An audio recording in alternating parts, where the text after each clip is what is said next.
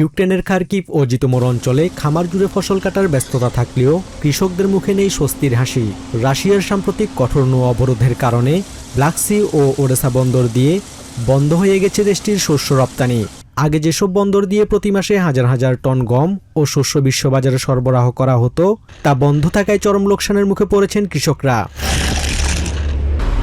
উৎপাদিত শস্য গুদামে জমে থাকলেও বিক্রির বাজার না থাকায় আগামী শরৎকালীন মৌসুমের চাষাবাদ চালানো অনিশ্চিত হয়ে পড়েছে। এতে ইউক্রেনিয়ান কৃষকদের আয় পুরোপুরি থমকে গেছে।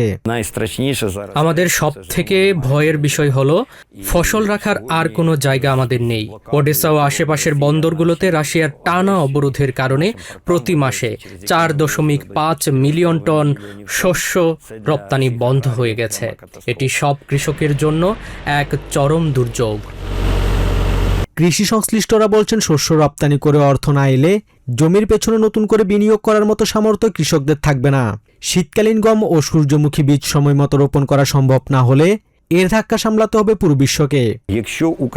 ইউক্রেন যদি এখন শীতকালীন গম রোপণ না করে এবং বসন্তের জন্য জমি প্রস্তুত না করে, তবে ঠিক 1 বছরের মধ্যে আমরা স্পষ্ট এক বৈশ্বিক খাদ্য সংকট দেখতে পাব।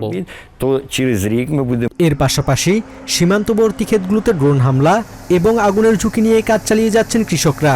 যুদ্ধের প্রায় 4.5 বছর পর ইউক্রেনের অর্থনীতি ও বিশ্ব খাদ্য বাজারকে স্থবির করতে দুই পক্ষই যখন একে অপরের রপ্তানি রুটে আঘাত হানছে, তখন অনিশ্চিত ভবিষ্যতের আশঙ্কায় তটস্থ ইউক্রেনের সাধারণ চাষিরা।